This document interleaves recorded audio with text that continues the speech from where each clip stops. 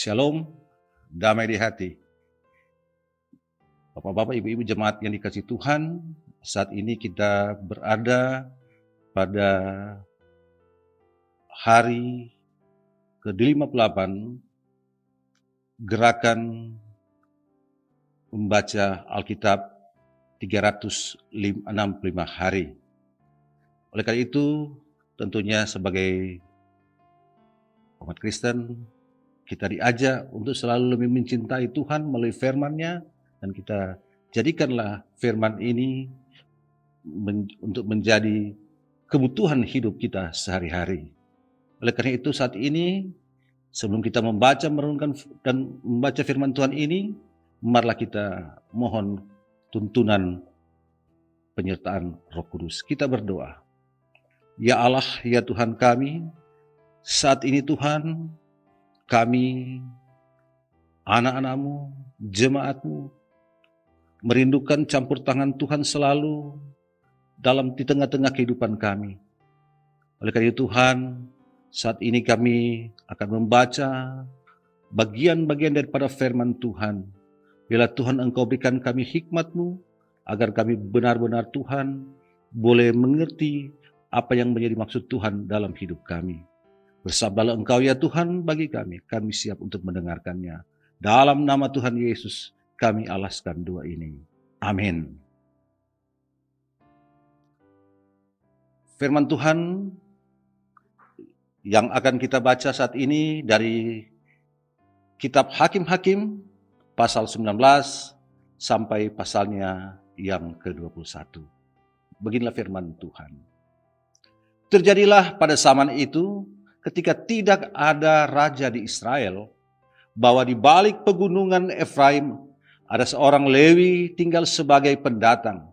Ia mengambil seorang gundik dari Betlehem Yehuda.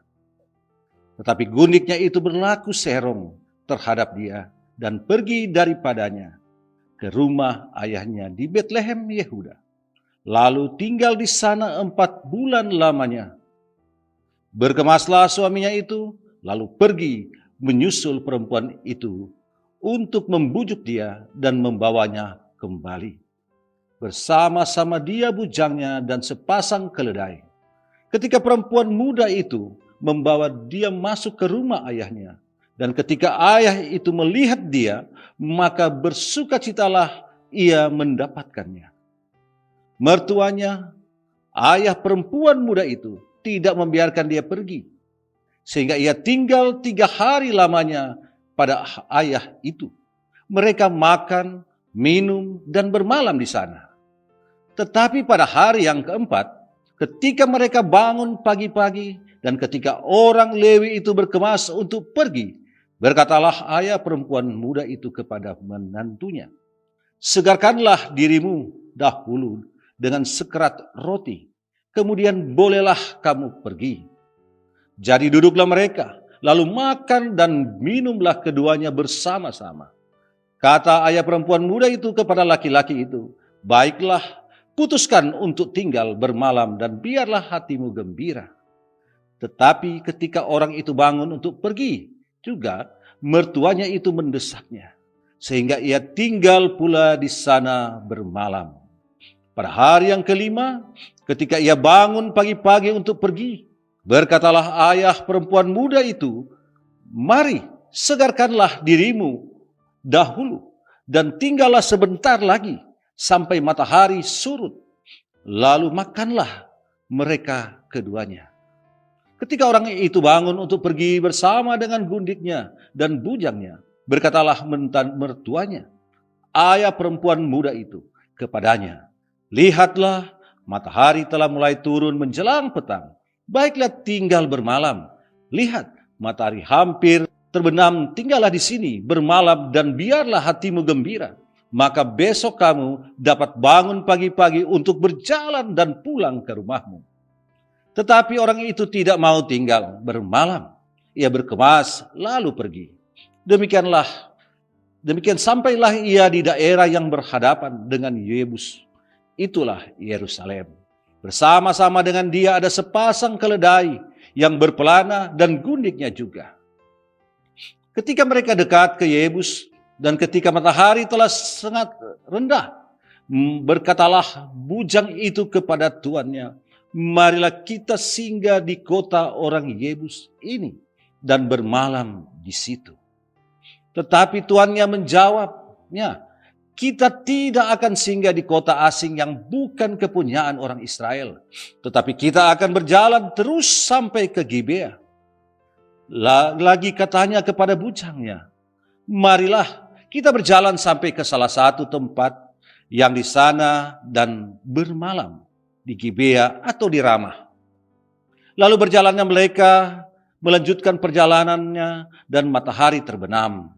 Ketika mereka dekat Gibea, kepunyaan suku Benyamin, sebab itu singgahlah mereka di Gibea, lalu masuk untuk bermalam di situ.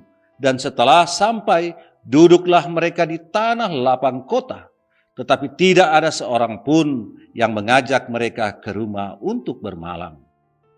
Tetapi datanglah pada malam itu seorang tua yang pulang dari pekerjaannya di ladang. Orang itu berasal dari pegunungan Efraim dan tinggal di Gibea sebagai pendatang. Tetapi penduduk tempat itu adalah orang Benyamin. Ketika ia datang mengangkat mukanya dan melihat orang yang dalam perjalanan itu di tanah lapang kota, berkatalah orang tua itu, "Kemanakah engkau pergi dan dari manakah engkau datang?" Jawabnya kepadanya, "Kami sedang dalam perjalanan dari Betlehem Yehuda ke balik pegunungan Efraim. Dari sanalah aku berasal.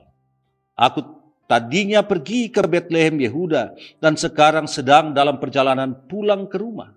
Tetapi tidak ada orang yang mengajak aku ke rumahnya. Walaupun ada padaku jerami dan makanan untuk keledai kami, pula roti dan anggur untuk aku sendiri, untuk hambamu perempuan ini dan untuk bujang yang bersama-sama dengan hambamu ini, kami tidak kekurangan sesuatu." Lalu berkatalah orang tua itu, "Jangan khawatir, segala yang engkau perlukan biarlah aku yang menanggung. Tetapi janganlah engkau bermalam di tanah lapang kota ini." Sesudah itu dibawanyalah dia masuk ke rumahnya, lalu keledai-keledai diberinya makan. Maka mereka pun membasuh kaki, makan dan minum. Tetapi sementara mereka menggembirakan hatinya, datanglah orang-orang kota itu, orang-orang Dursila, mengepung rumah itu. Mereka menggedor-gedor pintu sambil berkata kepada orang tua pemilik rumah, "Bawa keluar orang yang datang ke rumahmu itu, supaya kami pakai dia." Lalu keluarlah pemilik rumah itu menemui mereka dan berkata kepada mereka, "Tidak, saudara-saudaraku, janganlah kiranya berbuat jahat, karena orang ini telah masuk ke rumahku. Janganlah kamu berbuat noda. Tetapi ada anakku perempuan yang masih perawan dan juga gundik orang itu. Baiklah kubawa keduanya keluar, perkosalah mereka dan berbuatlah dengan mereka apa yang kamu pandang baik. Tetapi terhadap orang ini janganlah kamu berbuat noda." Tetapi orang-orang itu tidak mau mendengarkan perkataannya. Lalu orang Lewi itu menangkap gundiknya dan membawa kepada mereka keluar. Kemudian mereka bersetubuh dengan perempuan itu dan semalam-malaman itu mereka mempermainkannya. Sampai pagi, barulah pada waktu fajar menyingsing mereka melepaskan perempuan itu. Menjelang pagi perempuan itu datang kembali, tetapi ia jatuh rebah di depan pintu rumah orang itu, tempat tuannya bermalam, dan ia tergeletak di sana sampai fajar. Pada waktu tuannya bangun pagi-pagi, dibukanya pintu rumah dan pergi keluar untuk melanjutkan perjalanannya, tetapi tampaklah perempuan itu, gundiknya tergeletak di depan pintu rumah dengan tangannya pada ambang pintu. Berkatalah ia kepada perempuan itu, "Bangunlah, marilah kita pergi." Tetapi tidak ada jawaban. Lalu diangkatnyalah mayat itu ke atas keledai, berkemaslah ia kemudian pergi ke tempat kediamannya. Sesampai di rumah, diambilnyalah pisau, dipegangnyalah mayat gundiknya, dipotong-potongnya menurut tulang-tulangnya menjadi 12 potongan, lalu dikirimnya ke seluruh daerah orang Israel. Dan setiap orang yang melihatnya berkata, hal yang demikian belum pernah terjadi dan belum pernah terlihat sejak orang Israel berangkat keluar dari tanah Mesir sampai sekarang. Perhatikanlah itu. Pertimbangkanlah, lalu berbicaralah. Lalu majulah semua orang Israel dari dan sampai Beersheba dan juga dari tanah Gilead. Berkumpullah umat itu secara serentak menghadap Tuhan di Mizpah. Maka berdirilah para pemuka dari seluruh bangsa itu, dari suku orang Israel, memimpin jemaah umat Allah yang jumlahnya 400.000 orang berjalan kaki yang bersenjatakan pedang. Kedengaranlah kepada Bani Benyamin bahwa orang Israel telah maju ke Mizpah. Berkatalah orang Israel, ceritakan bagaimana kejahatan itu terjadi. Lalu orang Lewi, suami perempuan yang terbunuh itu menjawab, aku sampai dengan gundiku di Gibea, kepunyaan suku Benyamin untuk bermalam di sana. Lalu warga kota Gibea itu mendatangi aku dan mengepung rumah itu pada malam hari untuk menyerang aku.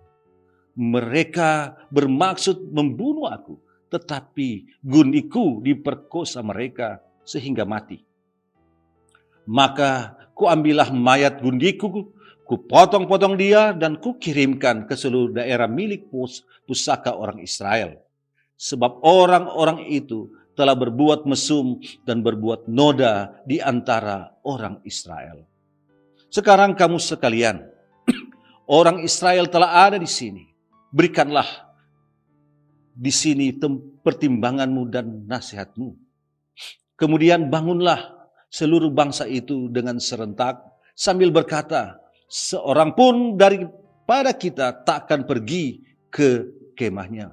Seorang pun daripada kita takkan pulang ke rumahnya. Inilah yang akan kita lakukan kepada Gibea, memeranginya dengan membuang undi.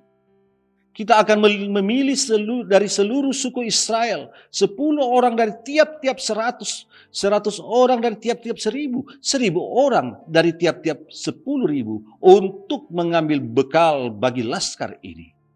Supaya sesudah mereka datang dilakukan kepada Gibea Benyamin setimpal dengan segala perbuatan noda yang telah diperbuat mereka di antara orang Israel. Demikianlah orang Israel berkumpul melawan kota itu. Semuanya bersekutu dengan serentak. Kemudian suku-suku Israel mengirim orang kepada seluruh suku Benyamin dengan pesan, apa macam kejahatan yang terjadi di antara kamu itu? Maka sekarang serahkanlah orang-orang itu, yakni orang-orang dursila yang di Gibea itu, supaya kami menghukum mati mereka dan dengan demikian menghapuskan yang jahat itu dari antara orang Israel. Tetapi Bani Benyamin tidak mau mendengarkan perkataan saudara-saudaranya orang Israel itu. Sebaliknya, Bani Benyamin dari kota-kota lain berkumpul di Gibea untuk maju berperang melawan orang Israel. Pada hari itu dihitunglah jumlah Bani Benyamin dari kota-kota lain itu 26.000 orang yang bersenjatakan pedang. Belum termasuk penduduk Gibea yang terhitung 700 orang pilihan banyaknya. Dari segala laskar ini ada 700 orang pilihan yang kidal. Dan setiap orang dari mereka dapat mengumban dengan tidak pernah meleset sampai selai rambut pun.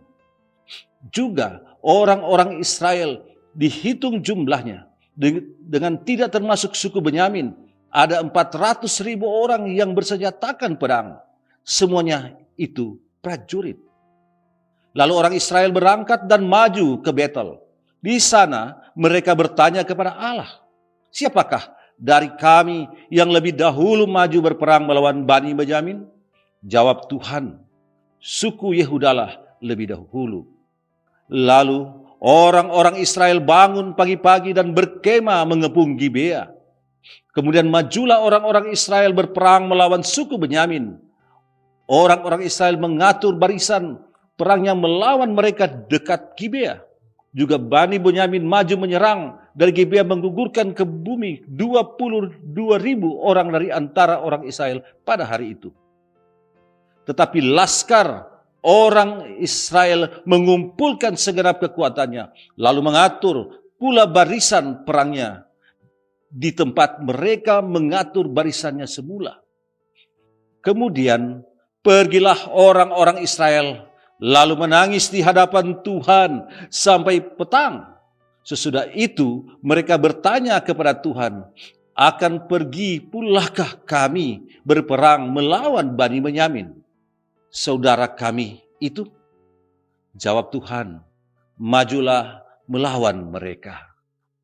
Tetapi ketika orang-orang Israel pada hari kedua sampai di dekat Bani Benyamin,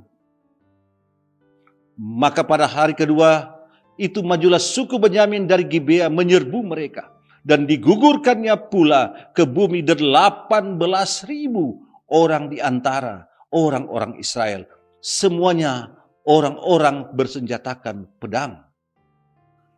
Kemudian pergilah semua orang Israel, yakni seluruh bangsa itu, lalu sampai di Betel. Di sana mereka tinggal menangis di hadapan Tuhan, berpuasa sampai senja pada hari itu, dan mempersembahkan korban bakaran dan korban keselamatan di hadapan Tuhan. Dan orang-orang Israel bertanya kepada Tuhan. Pada waktu itu ada di sana tabut perjanjian Allah. Dan Pinehas bin Eleazar bin Harun mencari imam Allah pada waktu itu. Kata mereka, haruskah kami maju sekali lagi untuk berperang melawan Bani Benyamin, saudara kami itu? Atau haruskah kami hentikan itu? Jawab Tuhan, majulah, sebab besok aku akan menyerahkan mereka ke dalam tanganmu. Lalu orang Israel menempatkan penghadang-penghadang sekeliling Gibea. Pada hari ketiga, majulah orang-orang Israel melawan Bani Benyamin dan mengatur barisannya melawan Gibea, seperti yang sudah-sudah. Maka majulah Bani Benyamin menyerbu laskar itu. Mereka terpancing dari kota, dan seperti yang sudah-sudah mereka mulai menyerang laskar itu pada kedua jalan raya, yang satu menuju ke Betel dan yang lain ke Gibea melalui padang, sehingga terbunuh beberapa orang, kira-kira 30 orang di antara orang Israel. Maka kata Bani Benyamin, orang-orang itu telah terpukul kalah oleh kita seperti semula, tetapi orang-orang Israel telah bermufakat lebih dahulu. Marilah kita lari dan memancing mereka dari kota ke jalan-jalan raya. Jadi orang Israel bangun dari tempatnya dan mengatur barisannya di Baal Tamar. Sedang orang Israel yang menghadang itu tiba-tiba keluar dari tempatnya, yakni tempat terbuka dekat Gebah. Dan sampai di depan Gibea, sebanyak 10.000 orang pilihan dari seluruh Israel. Bertempuran itu dahsyat. Tetapi Bani Benyamin tidak tahu bahwa malapetaka datang menimpa mereka. Tuhan membuat suku Benyamin terpukul kalah oleh orang Israel. Dan pada hari itu, orang-orang Israel memusnahkan dari antara suku Benyamin 25.100 orang. Semuanya orang-orang yang bersenjatakan pedang. Bani Benyamin melihat bahwa mereka telah terpukul kalah.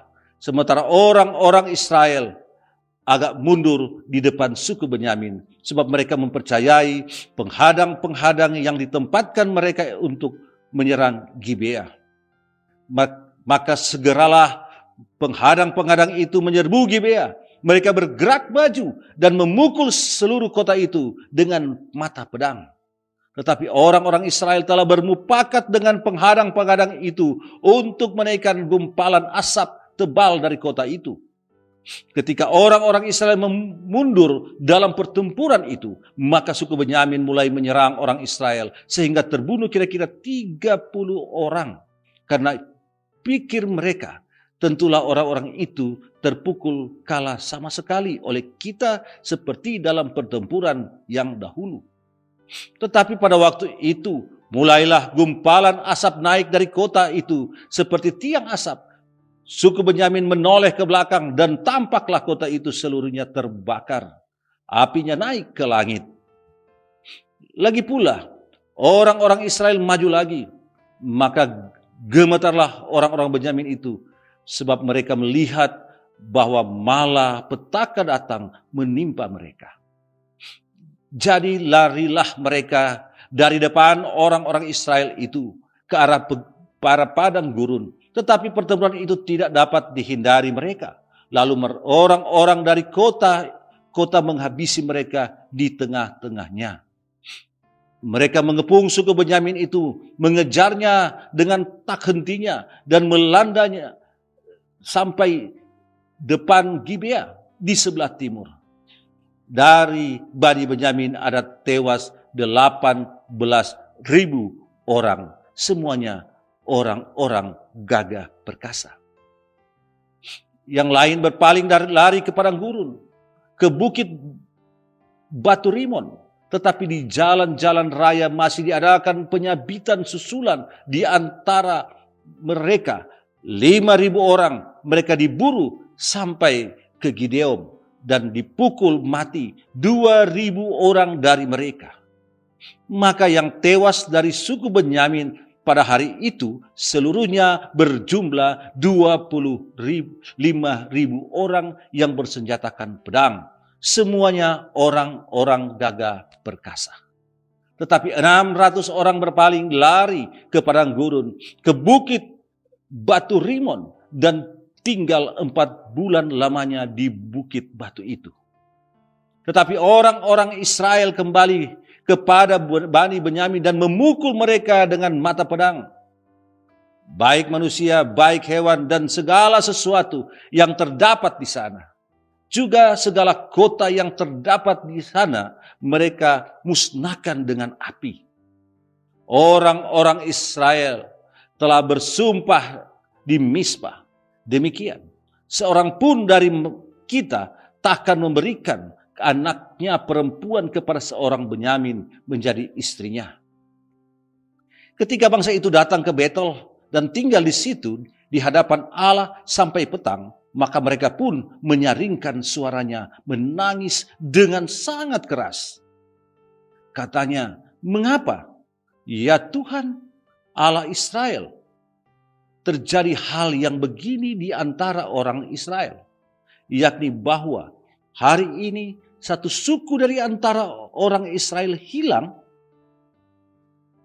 Keesokan harinya pagi-pagi maka bangsa itu mendirikan mezbah di situ, lalu mempersembahkan korban bakaran dan korban keselamatan. Pada waktu itu berkatalah orang-orang Israel, siapakah dari seluruh suku Israel yang tidak ikut datang dengan jamaah ini untuk menghadap Tuhan? Sebab mereka telah bersumpah dengan sungguh-sungguh mengenai orang yang tidak datang menghadap Tuhan di Mizpah. Demikian pastilah ia dihukum mati. Orang-orang Israel merasa kasihan terhadap suku Benyamin, saudaranya itu. Maka kata mereka, hari ini ada satu suku terputus dari orang Israel. Apakah yang dapat kita lakukan kepada orang-orang yang tinggal itu dalam hal mencarikan istri? Karena kitalah yang bersumpah demi Tuhan untuk tidak memberikan seorang pun dari anak-anak perempuan kita kepada mereka menjadi istrinya. Sebab itu berkatalah mereka, dari suku-suku Israel adakah satu yang tidak datang menghadap Tuhan di Mizpah? Lalu tampaklah mereka dari Yabes Gilead, tidak ada seorang pun yang datang ke perkemahan jemaah itu. Lalu diperiksa jumlah bangsa itu dan tampaklah tidak hadir seorang pun dari penduduk Yabes Gilead. Maka perkumpulan itu menyuruh ke situ 12.000 orang dari orang-orang gagah perkasa dengan memerintahkan kepada mereka, demikian, pergilah, pukullah penduduk Yabes Gilead dengan mata pedang, juga perempuan-perempuan dan anak-anak. Tetapi perbuatlah begini, hanya semua laki-laki sajalah dan semua perempuan yang telah pernah tidur dengan laki-laki harus kamu tumpas. Mereka menjumpai di antara penduduk Yabes Gilead 400 orang anak gadis perawan yang belum pernah tidur dengan orang laki-laki. Lalu gadis-gadis itu dibawa mereka ke perkemahan di Silo di tanah Kanaan. Sesudah itu segenap umat itu menyuruh orang membawa pesan kepada Bani Benyamin yang ada di bukit Batu Rimon, lalu maklumkan damai kepada mereka. Pada waktu itu kembalilah suku Benyamin dan kepada mereka diberikan perempuan-perempuan yang telah dibiarkan hidup dari antara perempuan Yabes Gilead, tetapi belum cukup juga jumlahnya bagi mereka. Maka bangsa itu merasa kasihan kepada suku Benyamin karena Tuhan telah membuat keretakan di antara suku-suku Israel. Kemudian berkatalah para tua-tua umat itu, apakah yang dapat kita lakukan kepada yang tinggal ini dalam hal mencarikan istri? Sebab perempuan-perempuan telah punah dari antara suku Benyamin. Lagi kata mereka, warisan orang-orang yang terluput itu haruslah tetap tinggal pada suku Benyamin, supaya jangan ada suku yang terhapus dari antara orang Israel. Tetapi kita ini tidak dapat memberikan istri kepada mereka dari anak-anak perempuan kita. Sebab orang-orang Israel telah bersumpah demikian. Terkutuklah orang yang memberikan istri kepada suku Benyamin. Lalu kata mereka pula, setiap tahun ada perayaan bagi Tuhan di Silo yang letaknya di sebelah utara Betel. Di sebelah timur jalan raya menuju dari Betel ke Sikem. Dan di sebelah selatan Lebona. Maka mereka berpesan kepada Bani Benyamin demikian, pergilah menghadang di kebun-kebun anggur. Perhatikanlah baik-baik, maka apabila anak-anak perempuan Silo keluar untuk menari-nari, baiklah kamu keluar dari kebun-kebun anggur itu, dan masing-masing melarikan seorang dari anak-anak perempuan Silo itu menjadi istrinya dan pergi ke tanah Benyamin. Apabila ayah atau saudaranya laki-laki datang untuk menuntutnya kepada kami, maka kami akan berkata kepada mereka, serahkanlah mereka itu kepada kami dengan rela hati, sebab dalam pertempuran kita tidak dapat menangkap seorang perempuan untuk menjadi istri bagi mereka masing-masing. Memang kamu ini tidak memberikan anak-anak gadis itu kepada mereka, sebab seandainya demikian kamu bersalah. Jadi Bani Benyamin berbuat demikian. Dari antara gadis-gadis yang menari-nari yang dirampas itu, mereka mengambil perempuan jumlahnya sama dengan jumlah mereka. Kemudian pulanglah mereka ke milik pusakanya, lalu membangun kota-kotanya kembali dan diam di sana. Pada waktu itu, pergilah orang Israel dari sana, masing-masing menurut suku dan kaumnya. Mereka masing-masing berangkat dari sana ke milik pusakanya. Pada zaman itu, tidak ada raja di antara orang Israel, tetapi setiap orang berbuat apa yang benar menurut pandangannya sendiri. Jemaat dikasih Tuhan hingga sana, pembacaan firman Tuhan di hari yang ke-58 ini, biarlah firman ini senantiasa boleh menjadi kekuatan yang baru, menjadi pedoman hidup kita, untuk kita boleh menjalani hari-hari hidup kita ke depan dengan penuh penyerahan total kepada Tuhan, dan kita boleh merasakan bahwa sungguh besar kuasa Allah tengah-tengah kehidupan kita yang luar biasa. Mari kita berdoa. Terima kasih Tuhan, kami telah membaca bagian firman-Mu dari kitab Hakim-Hakim pasal 19 sampai pasal yang ke-21. Biarlah Tuhan, firman ini tidak akan berlalu begitu saja dari kehidupan kami. Tetapi firman inilah yang boleh menjadi kekuatan kami, untuk kami boleh senantiasa mengisi hari-hari hidup kami, dan kami senantiasa setia kepadamu, senantiasa mengundang Engkau untuk hadir bersama-sama dengan pribadi kami, dengan keluarga kami, bahkan juga dengan jemaat-Mu. Terima kasih Tuhan, terpujilah nama-Mu kekal sampai selama-lamanya. Amin. Tuhan Yesus memberkati.